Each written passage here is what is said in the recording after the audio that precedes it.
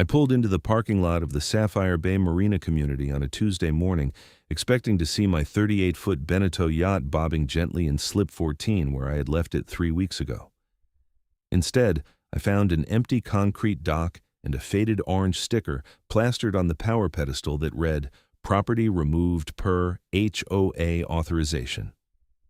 My heart stopped. I gripped the steering wheel of my Ford F-150 until my knuckles turned white. 3 weeks.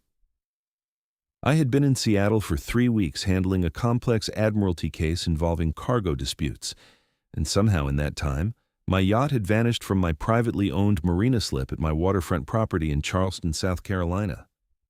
I grabbed my phone and dialed the marina office, my hands shaking with a mixture of disbelief and rage. The phone rang 4 times before a familiar voice answered.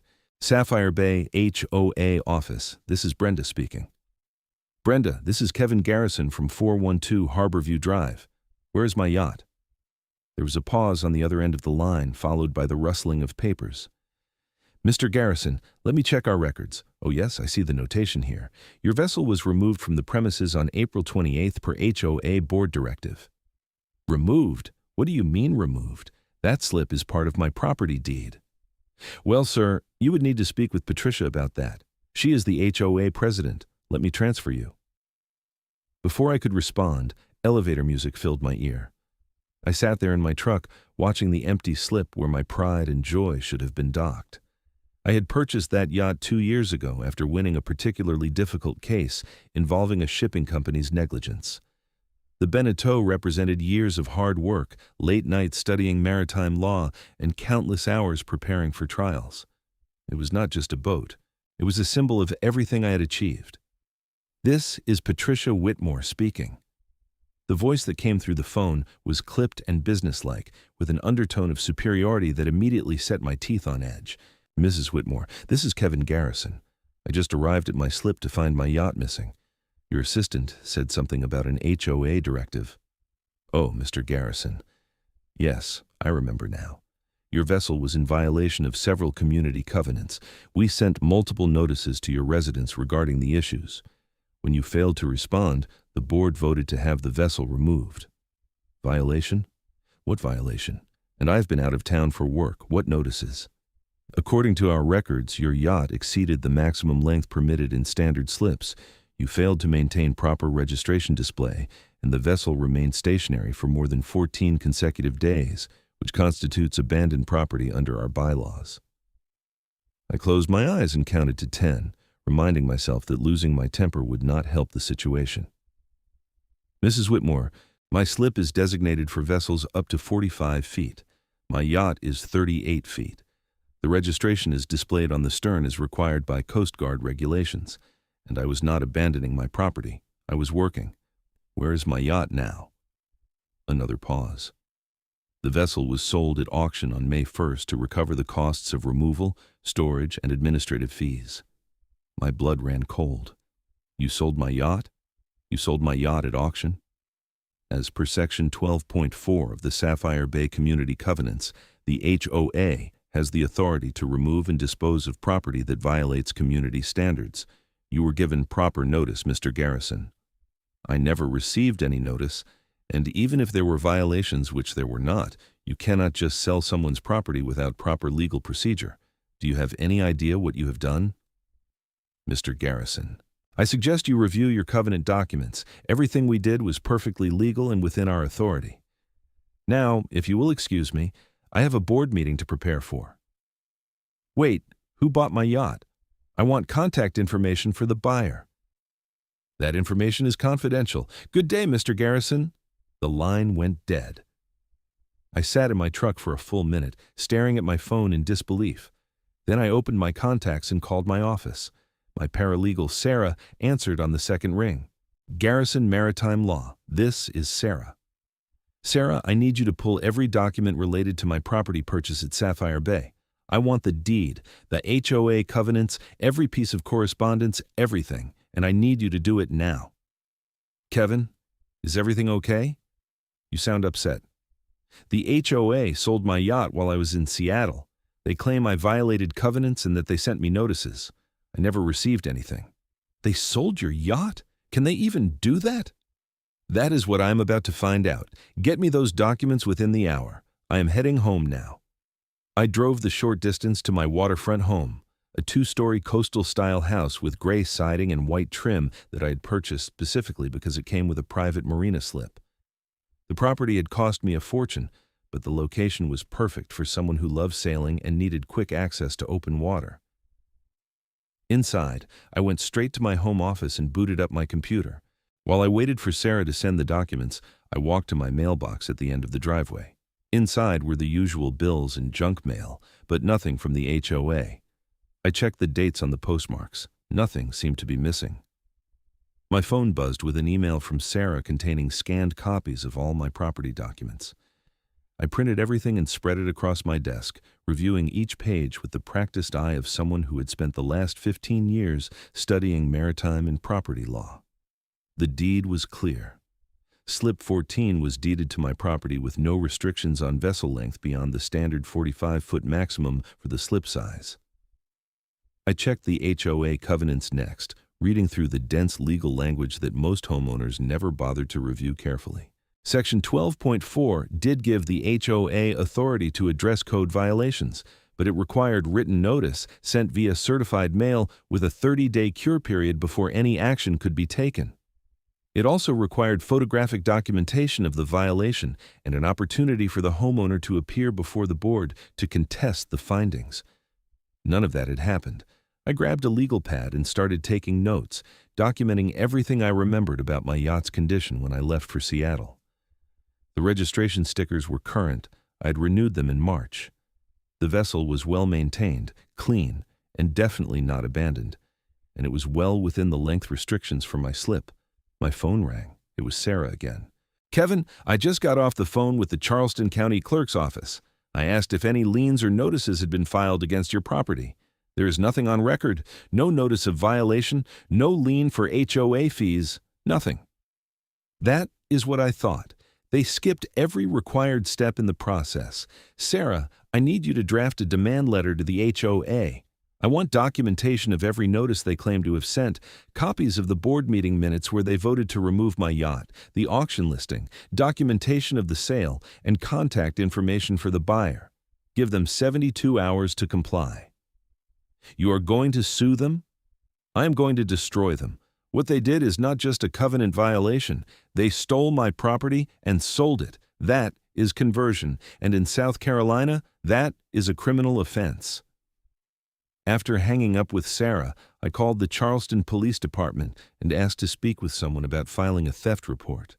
The officer who took my call seemed skeptical at first, but when I explained that I was an attorney and that the HOA had sold my property without proper legal authority, his tone changed. "Sir, if what you are saying is accurate, you need to file a report in person. Can you come to the station? I will be there in 20 minutes. At the police station, I met with Officer Daniel Rodriguez, a middle-aged man with graying hair and a no-nonsense demeanor. I explained the situation, providing copies of my deed, the HOA covenants, and documentation showing that no proper notice had been filed with the county. "Mr. Garrison, this is definitely concerning. However, HOA disputes are typically handled in civil court, not criminal court. Unless you can prove they acted with criminal intent, this is going to be a property dispute." Officer Rodriguez, they took property that did not belong to them and sold it to a third party without legal authority. That meets the definition of theft and conversion under South Carolina law. I am not asking you to arrest anyone today. I am filing a report to establish a record of the crime. He studied me for a moment, then nodded. "Fair enough. Let me get your statement on record." I spent the next hour providing a detailed statement, including the timeline of events, the value of the yacht, and my attempts to contact the HOA. Officer Rodriguez took notes and assured me that the report would be forwarded to the detective division for review. When I got home, I found an email from Sarah with the demand letter attached. It was thorough, professional, and left no room for misinterpretation. I approved it, and she sent it via certified mail and email to the HOA office. For the next 2 days, I worked from home, handling client calls and preparing for upcoming cases while waiting for the HOA to respond. My anger had transformed into cold, calculated determination. I'd spent my entire career fighting for people who had been wronged by corporations and individuals who thought they were above the law. Now, I was fighting for myself. On the third day, I received a response from Patricia Whitmore via email. It was brief and dismissive. Mr. Garrison, the HOA acted within its authority as outlined in the community covenants. All proper procedures were followed. We have no obligation to provide you with the information you are requesting. If you have concerns, you may address them at the next board meeting on June 15th. June 15th was 3 weeks away. My yacht had been sold 2.5 weeks ago. By the time the board meeting happened, the buyer could have sailed my yacht anywhere in the world. I called Sarah. Get me the name of the best private investigator in Charleston. I need to find my yacht, and I need to find out who bought it. Already on it, I have a guy named Marcus who used to work with the Coast Guard. He specializes in maritime investigations. I will send you his contact information. Marcus Turner turned out to be exactly what I needed. When I called him and explained the situation, he was immediately interested. Mr. Garrison, I remember reading about some of your cases in the Charleston Post. You got that verdict against the shipping company that dumped oil in the harbor, right? That was me. Can you help me find my yacht? If it is still in Charleston waters, I will find it. If it left the area, I can track it through Coast Guard transponder records. Send me the vessel documentation number and any identifying details. I provided everything I had, including photos of the yacht, the documentation number, and the name I had given her, Sea Justice. Marcus promised to start searching immediately. While Marcus worked on finding the yacht, I turned my attention to building a legal case against the HOA. I filed a lawsuit in Charleston County Circuit Court naming the HOA, Patricia Whitmore individually, and the entire HOA board. The complaint alleged conversion, breach of contract, violation of property rights, and emotional distress. I also filed an emergency motion for a temporary restraining order to prevent the HOA from taking any further action against any homeowner's property until the case was resolved. Judge Margaret Thornton, who I had appeared before on several occasions, granted the motion within 48 hours. Marcus called me 6 days after I hired him. I found your yacht. It is docked at a private marina in Mount Pleasant. The current registered owner is a man named Harold Zimmerman. He bought it at auction for $65,000. My yacht was worth at least $250,000. They had sold it for a fraction of its value. Did you speak with him? I did some preliminary reconnaissance. He seems like a regular guy, probably thought he was getting a deal at an HOA auction. He has no idea the yacht was stolen property. Get me his contact information. I want to talk to him directly. That evening, I drove to the marina in Mount Pleasant where my yacht was docked. The sun was setting over the water, casting golden light across the boats moored in their slips. And there she was, my Beneteau, looking exactly as I had left her. The name, Sea Justice, was still painted on the stern, and the registration numbers were clearly visible. I walked down the dock, my footsteps echoing on the wooden planks. As I approached Slip 22, I saw a man in his 60s sitting on the deck of my yacht, drinking a beer and watching the sunset. "Excuse me, are you Harold Zimmerman?" He looked up, startled. "Yeah, that is me. Can I help you?" "My name is Kevin Garrison. That is my yacht." His expression shifted from relaxed to concerned in an instant. "What are you talking about?" "I bought this boat at an HOA auction 2 weeks ago. I have the bill of sale." "I am sure you do. But the HOA had no legal authority to sell my yacht. They took it from my slip without proper notice, without a court order, and without my consent. That is theft, Mr. Zimmerman." He stood up, his face reddening. "Now wait just a minute. I paid good money for this boat. I did not steal anything. I am not saying you stole it. I am saying the HOA stole it from me and sold it to you. You are an innocent purchaser, but that does not change the fact that the yacht belongs to me. You got any proof of that?"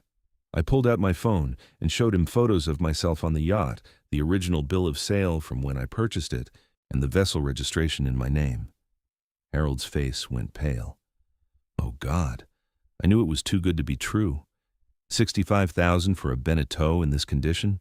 My wife said it seemed suspicious, but I thought we were just getting lucky. How did you find out about the auction? It was advertised in the Mount Pleasant newspaper classifieds. HOA surplus auction, various items including a yacht. The listing said it was being sold to recover unpaid fees. I figured someone had defaulted on their HOA dues or something. Do you still have that listing? Yeah, I kept the newspaper. Hang on. He disappeared below deck and returned a moment later with a folded newspaper. He handed it to me, and I scanned the auction listing. It was brief, giving only the date, time, location, and a vague description of items to be auctioned. My yacht was listed simply as 38-foot sailboat removed from HOA property. Did anyone from the HOA verify that they had legal authority to sell the yacht? There was a woman there, older lady with short blonde hair, real bossy.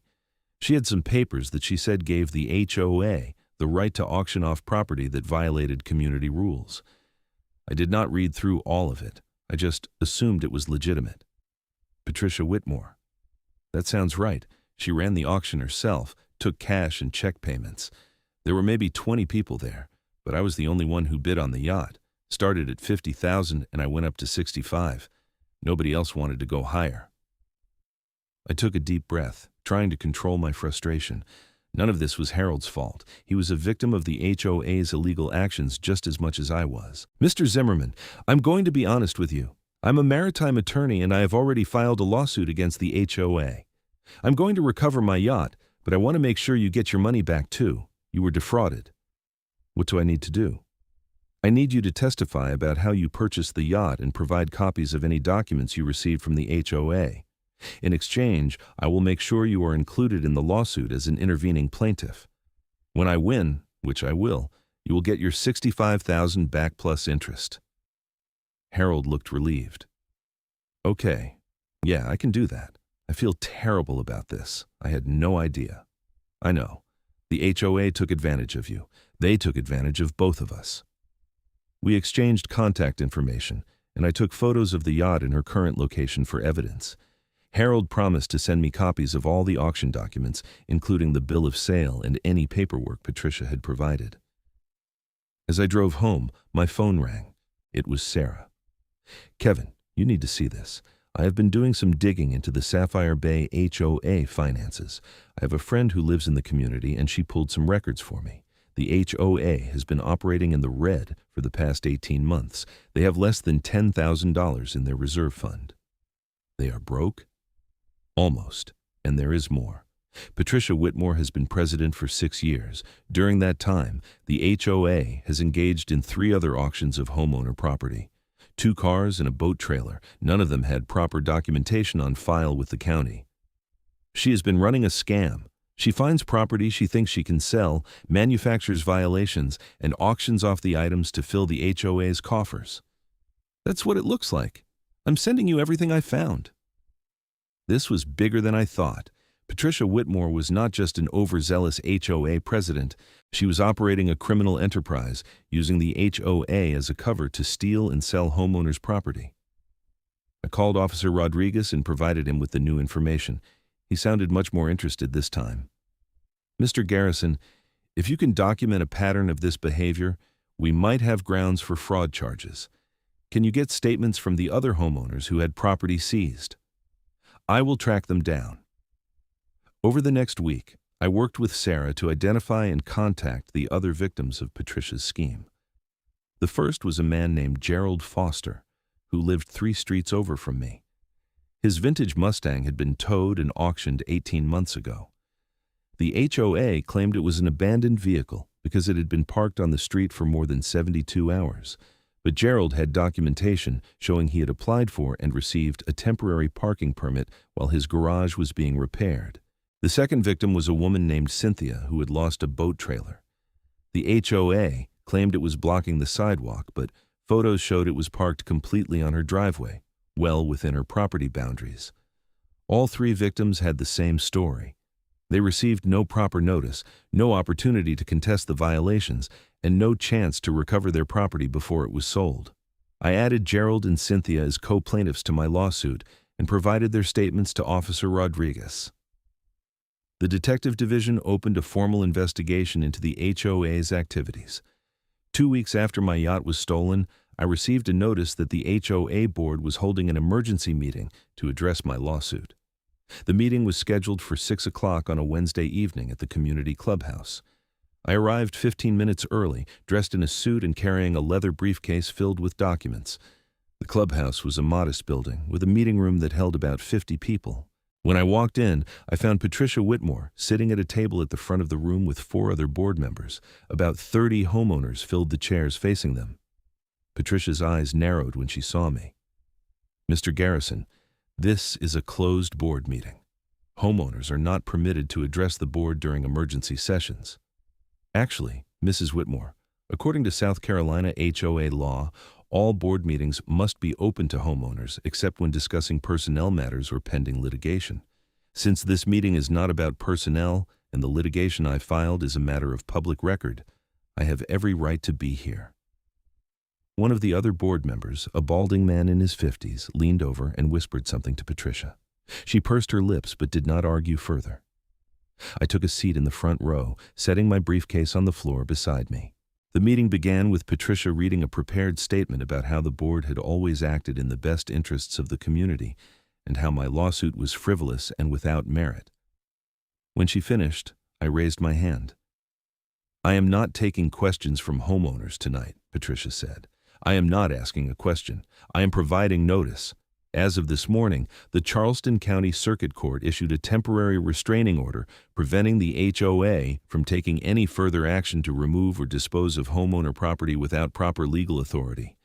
Violation of that order is contempt of court and carries civil and criminal penalties." Murmurs rippled through the room. Several homeowners pulled out their phones to take notes. Patricia's face turned red.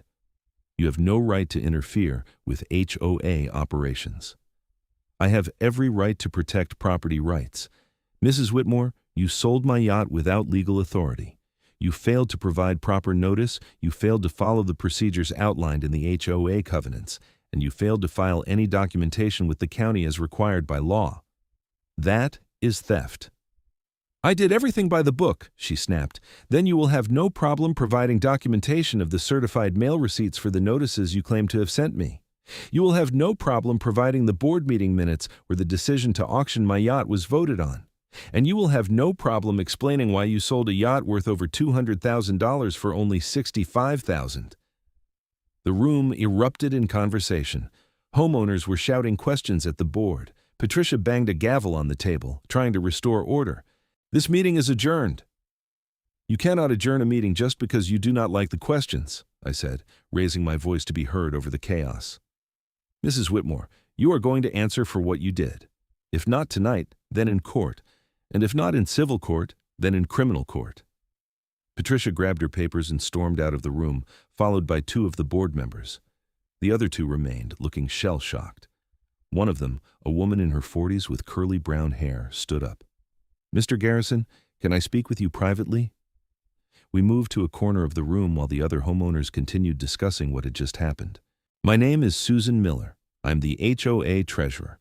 I had no idea what Patricia was doing until your lawsuit was filed, and I started reviewing the financial records.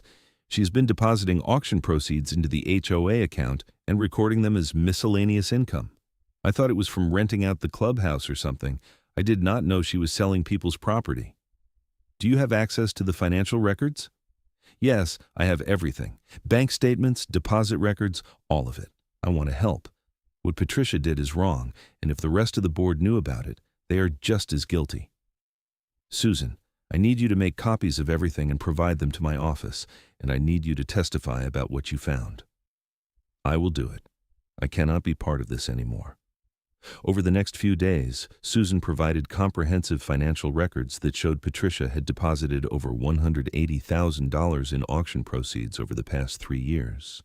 She had been systematically targeting homeowners with valuable property, creating fake violations, and selling their belongings at auction. I forwarded everything to the Charleston Police Department, and Detective Lisa Hammond was assigned to the case. She interviewed me, Harold Zimmerman, Gerald Foster, Cynthia, and Susan Miller. Based on the evidence, she obtained an arrest warrant for Patricia Whitmore. Patricia was arrested at her home on a Friday morning. She was charged with multiple counts of theft by conversion, fraud, and criminal conspiracy. The arrest made the front page of the Charleston Post, and by that afternoon, my phone was ringing off the hook with calls from other homeowners who suspected they had been victims of Patricia's scheme. The HOA's insurance company sent a representative to meet with me the following week. They wanted to settle the lawsuit quickly to avoid further damage to their reputation. I negotiated a settlement that included full compensation for my yacht at its appraised value, reimbursement for Harold Zimmerman, Gerald Foster, and Cynthia, plus additional damages for emotional distress and attorney fees. The total settlement was just over $400,000, which completely drained the HOA's insurance policy.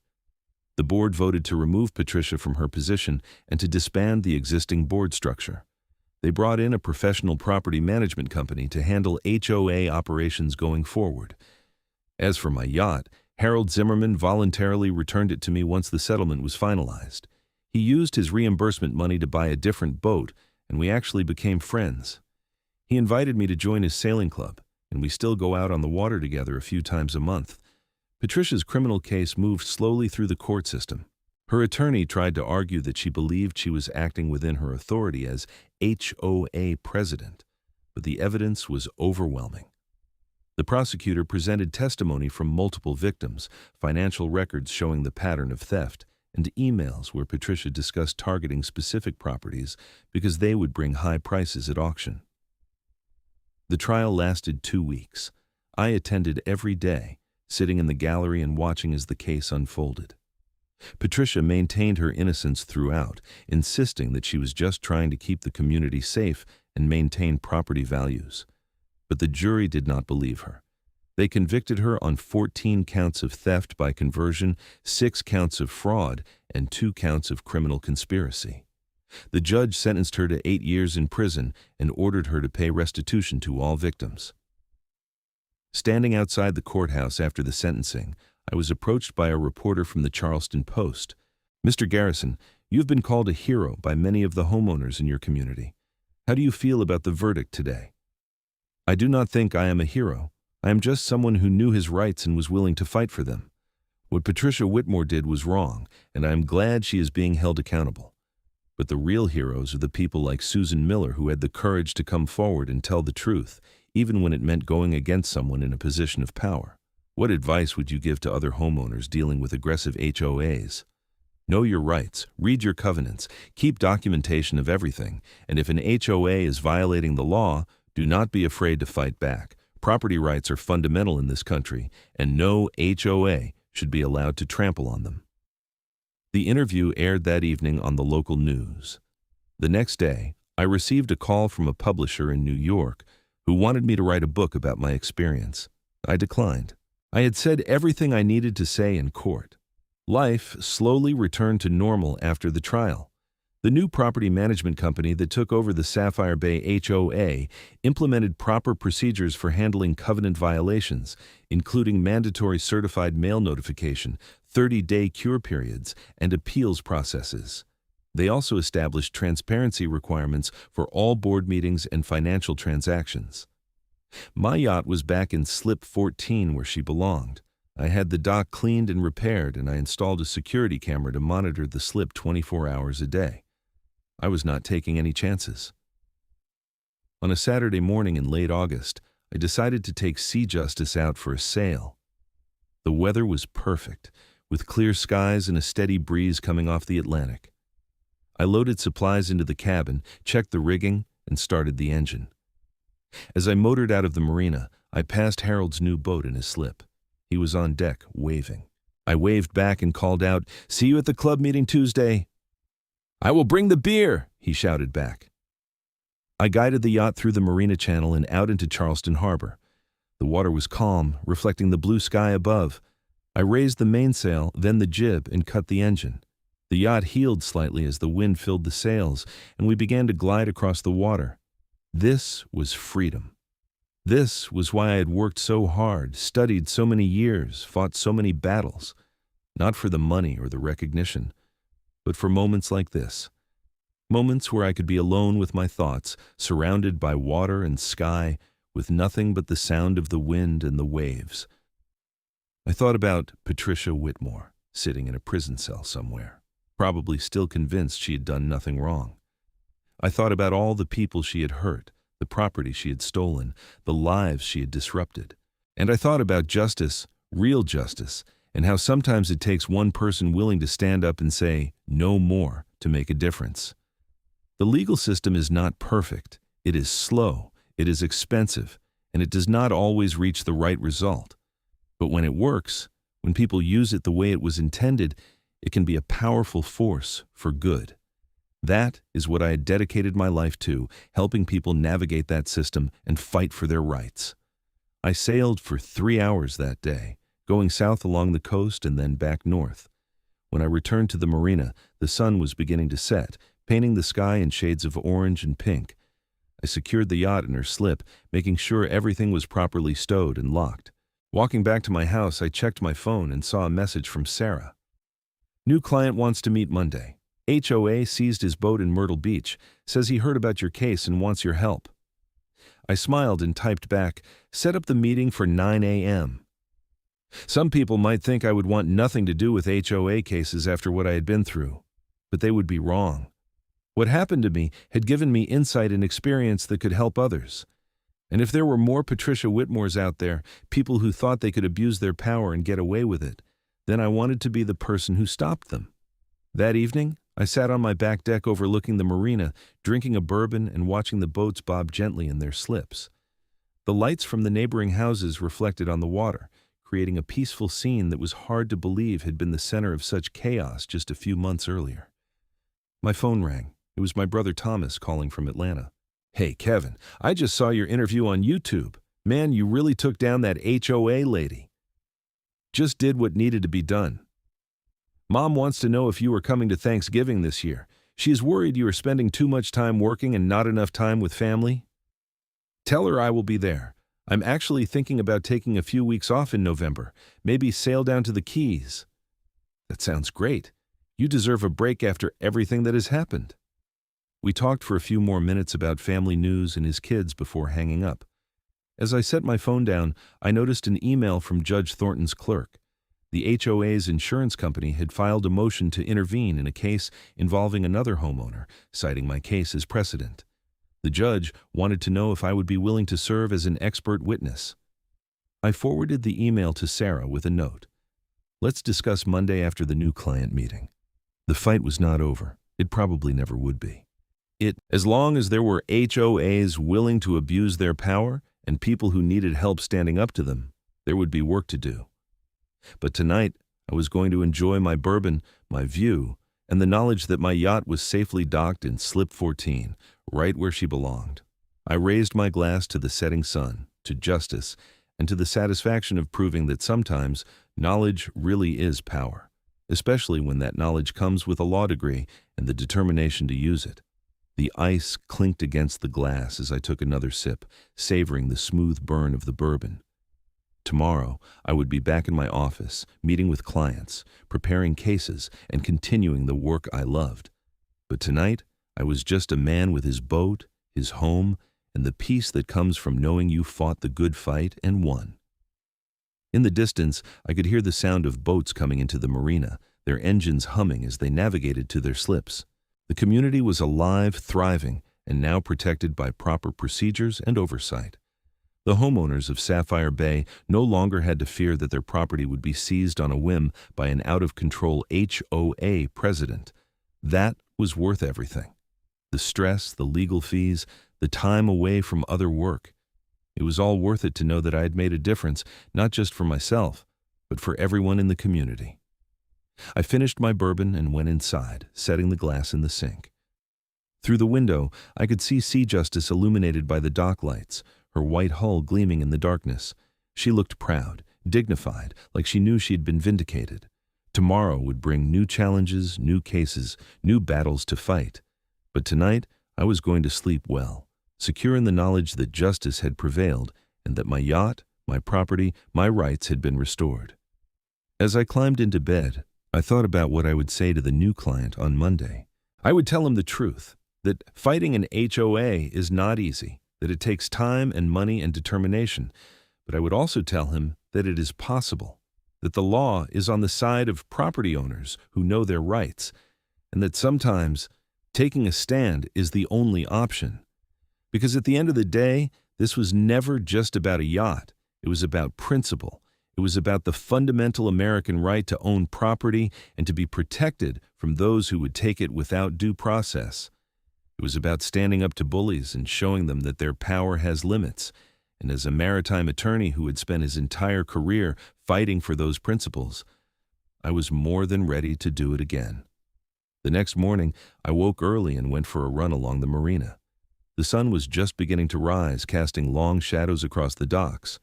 Other early risers were out, some preparing their boats for a day on the water, others just enjoying the peaceful morning. I nodded to my neighbors as I passed, many of whom I had gotten to know better during the legal battle with Patricia. They called out greetings, and one man, a retired doctor named Philip, jogged over to join me. "Kevin, I wanted to thank you again for what you did. My wife was terrified that the HOA was going to come after our property next. Now she can sleep at night." I am glad I could help, Philip. That is what neighbors do. We ran together for another mile before parting ways. Back at my house, I showered and dressed for the day, choosing a navy suit and a red tie. Professional but not overly formal for a Sunday morning. I spent the rest of the day reviewing files for my upcoming cases and preparing questions for Monday's meeting with the potential new client. Sarah had sent me a preliminary intake form that outlined his situation. His name was Kenneth Grady, and the Myrtle Beach HOA had seized his fishing boat, claiming it was in violation of appearance standards because it needed a fresh coat of paint. It was the same pattern Patricia had used. Find a technical violation, act quickly before the homeowner can respond, and sell the property at auction. I wondered how many HOAs across South Carolina were engaging in similar practices. Monday morning arrived quickly. I got to my office at 8:30, giving myself time to review Kenneth's file once more before he arrived. My office was located in a renovated warehouse building downtown, with exposed brick walls and large windows that let in plenty of natural light. The space was filled with law books, maritime charts, and models of various ships that I had collected over the years. Sarah arrived at 8:45 carrying 2 cups of coffee from the shop downstairs. "Morning, boss. You ready for this?" "Always. What is your read on Kenneth?" "He seems genuine, frustrated, angry, but mostly just wants his boat back. He said it belonged to his father and has sentimental value." That makes it even worse. These HOAs are not just taking property, they are taking memories. At exactly 9 o'clock, Kenneth Grady arrived. He was a man in his late 50s with weathered skin that spoke of years spent on the water. He shook my hand firmly and took a seat across from my desk. "Mr. Garrison, thank you for seeing me. I heard about what you did in Charleston, and I hope you can help me." "Tell me what happened, Kenneth. Start from the beginning." He took a deep breath and began his story. It was painfully familiar. He had received a violation notice from his HOA stating that his boat needed to be painted within 14 days. He had immediately contacted a marine painter and scheduled the work. But before the 14 days were up, the HOA had his boat towed from his property and impounded. When he went to retrieve it, he was told it had already been sold at auction for unpaid storage fees. The entire process had taken less than 2 weeks. "Do you have copies of the violation notice and any correspondence with the HOA?" "Yes, I brought everything." He handed me a folder filled with documents. I reviewed them carefully. The violation notice was dated April 10th. The boat was towed on April 18th, just 8 days later, well before the 14-day cure period had expired, and there was no documentation of any board vote or approval for the towing. "Kenneth, this is an open and shut case. They violated their own procedures. We can file a lawsuit today if you want to proceed." "What will it cost?" "I will work on contingency. If we win, I take 30% of the settlement or judgment. If we lose, you owe me nothing except court costs. But Kenneth, I do not lose these cases." He smiled for the first time since entering my office. "When can we start?" "Sarah will prepare the paperwork this afternoon. We will file by end of business tomorrow. And Kenneth, I am going to do something else. I am going to contact the South Carolina Attorney General's office and request an investigation into HOA practices statewide. What happened to you and what happened to me is part of a larger pattern, and it needs to stop." We spent another hour going over the details of his case and discussing strategy. By the time he left, he looked lighter, as if a weight had been lifted from his shoulders. That was what I loved about this work. The moment when a client realizes they are not alone, that someone is going to fight for them. True to my word, I contacted the South Carolina Attorney General's office that afternoon. I spoke with an assistant attorney general named Rachel who specialized in consumer protection. I outlined the cases I had been involved with and provided documentation showing the pattern of abuse. Mr. Garrison, this is very concerning. I'm going to forward your information to our investigations unit. If what you are saying is true, we may need to look at reforming HOA regulations statewide. That is exactly what I am hoping for, Rachel. These organizations have too much power and not enough oversight. Over the following weeks, Kenneth's case moved forward quickly. We filed suit against the Myrtle Beach HOA, naming the board president, a woman named Deborah who had been running the HOA for 8 years. Discovery revealed that Deborah had been conducting auctions similar to Patricia's scheme, selling homeowner property and pocketing some of the proceeds for herself. The difference was that Deborah had been smarter about it. She had created a separate LLC to handle the auctions and had been paying herself a management fee from the proceeds. On paper, it looked legitimate. In reality, it was embezzlement and fraud.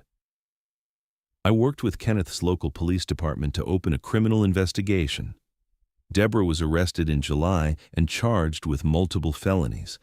Kenneth's case settled out of court for $120,000, more than enough to buy a new boat and compensate him for his loss.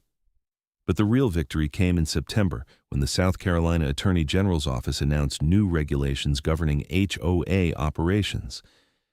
The regulations required HOAs to follow strict procedures before seizing or selling homeowner property, including mandatory mediation, court approval for sales, and regular audits of HOA finances. I was invited to Columbia to attend the press conference where the new regulations were announced. Standing beside the Attorney General as she outlined the reforms, I felt a sense of accomplishment that went beyond any individual case victory. This was systemic change. This was making a difference for thousands of homeowners across the state who would now be protected from predatory HOA practices. After the press conference, Rachel pulled me aside. Kevin, we received over 200 complaints from homeowners after you contacted us. 200 cases of HOAs engaging in questionable practices. Your cases were the catalyst for all of this. I'm just glad something good came out of it. Nobody should have to go through what I went through. You know, we could use someone like you on our task force. We are putting together a group to monitor HOA compliance with the new regulations. Interested? I thought about it for a moment. It would mean more work, more time away from my practice, but it would also mean continuing to make a difference, helping to ensure that the reforms actually had teeth. Count me in. Flying back to Charleston that evening, I looked out the airplane window at the patchwork of lights below. Somewhere down there were homeowners who would now have additional protections, who would not have to fear that their property would be seized on a whim. That knowledge made everything worthwhile. When I landed, I drove straight to the marina. It was nearly midnight, but I wanted to check on Sea Justice. She was exactly where she should be, secured in her slip, gently rocking with the tide. I sat on the dock for a while, listening to the water lap against the hulls of the boats and the distant sound of traffic on the bridge. This was home. This was where I belonged, fighting for what was right, protecting people's property and rights, and making sure that justice prevailed. My phone buzzed with a text from Harold. Sailing club meeting moved to Thursday. Can you make it? I texted back, I will be there. Life was good. My yacht was home. Patricia and Deborah were behind bars. Reforms were in place, and I had work that mattered. What more could a man ask for? As I walked back to my house, I thought about the journey that had brought me here, from the shock of finding my yacht missing to the satisfaction of holding the perpetrators accountable. It had been exhausting, frustrating, and at times overwhelming, but it had also been necessary. Because if I, a maritime attorney with knowledge and resources, had struggled to fight back, what chance did ordinary homeowners have? That question had driven me through the dark days of litigation and investigation, and it would continue to drive me as I worked with the Attorney General's task force to ensure HOAs operated within the law.